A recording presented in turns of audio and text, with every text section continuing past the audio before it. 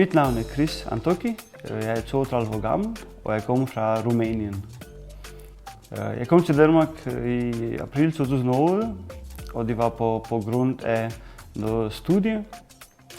Efter jeg blev færdig på gymnasiet, der fik jeg en mulighed for at komme her til Danmark og begynde sådan noget toårs uddannelsesforløb på landbrugsskolen i Borås nær Skjern. Jeg har været på en rigtig god rejse her i Danmark siden 2008, da jeg startede på uddannelsesforløb inden for landbrug. Lige bagefter har jeg landet mit første kontorjob, skal jeg sige det, på Aquatech Solutions også i Vejle. Og kort efter, der har jeg landet mit drømmejob på Siemens Gamesa. Det var tidligere Siemens Windpower, det hed dengang i 2016. Det, der har været svært for mig, da jeg kom til Danmark som en ung dreng på 18,5-19 år gammel, jeg var dengang, at kunne klare mig selv. Jeg kom ud af mine forældres omkreds og mine gode venner i Rumænien, og nu skal jeg stå alene og klare mig selv i Danmark, et land 3000 km hjemmefra. Det har også været svært for at komme ud i kontakt med danskerne, fordi jeg ikke kunne sproget. Og det har ikke været nemt. Det var rigtig svært for mig til sig. De første 2 år har været rigtig svært for mig. Der har været mange gange, jeg gik i tanke om, at jeg skulle vende hjem tilbage. Men min far faktisk var virkelig støttende.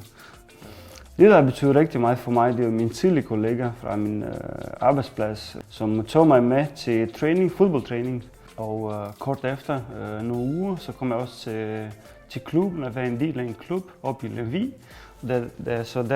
Derfra har jeg min trøje med nummer 7.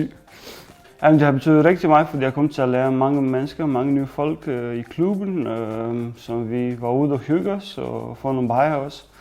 Så det var rigtig fint at netværke med nogle folk uden for de rumænske venner, jeg havde dengang. Jeg har så i dag en stor netværk faktisk omkring mig, og den måde jeg skaber relationer, det er jo gennem relationer med folk, det er jo gennem mit arbejde. Gennem den rumænske dansk forening, vi har her i Vejle, men også gennem mine venner. Rumænsk Dansk Kulturforening har jeg været med til at starte helt tilbage i 2018. I Rumænsk Dansk Kulturforening, der møder vi for at fejre de helligdage, vi har. Nogle rumænske helligdage, men også nogle danske helligdage, hvor vi prøver at spise sammen. Rumænske retter, men også nogle danske retter faktisk. Så sidste år har vi også været med til at samle affald her i Vejle, 2 lokationer. De kompetencer, som har hjulpet mig for at skabe gode relationer her i Danmark, det er at være sådan, have gode sociale evner og være i stand til at kunne kommunikere med folk på kryds og tværs. Og være troværdig for at kunne skabe tillid til folk i mit netværk. Men også at vise empati til de andre folk og høre efter, hvad de siger og være støttende og være engageret. Men bygge sådan en tillid mellem de 2 personer, som kommunikerer. Det, der har haft en stor indflydelse på mig, på min egen motivation, det var jo nogle motivational speakers, som tidligere i 2013-14 stykker, da jeg var på uddannelse. Men især Richard Branson, som faktisk, jeg har mødt ham i Odense, og der var jeg med til at se på ham, mens han snakker. Han havde så meget passion på det, han taler om. Og det, jeg tager med fra Richard Branson, det er jo at have en retning i livet og gå efter det.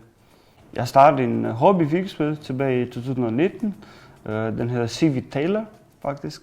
Og den har jeg skabt, fordi jeg vil gerne hjælpe jobsøgende med deres ansøgning og deres CV og interview coaching. Og prøve at hjælpe dem, som har problemer med at sælge sig selv til arbejdsgiveren. Ja, der har også været en kritisk tidspunkt i mit liv tilbage i 2012. Der blev fyret et par uger før jul, faktisk. Så jeg vidste ikke, hvad jeg skulle, men der var heller ikke nogen, der ville ansætte mig omkring jul eller i det nye år. Så det var en svær beslutning, jeg skulle tage. Men jeg har besluttet mig dengang at tage en uddannelse så blev det til logistik og supply chain management her i Vejle.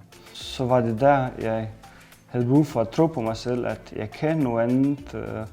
Og så var det min beslutning at starte på uddannelse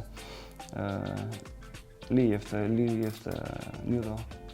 Jeg har haft en drøm for at arbejde på Siemens Gamesa, altså tidligere Siemens Windpower, siden jeg var studerende på Erhvervsakademiet Lillebælt.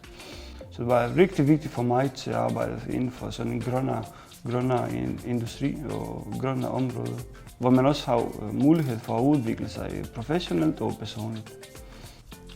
Min fremtid, altså personligt, vil jeg gerne nyde livet her i Danmark. Jeg vil gerne blive boende her i Danmark sammen med familien.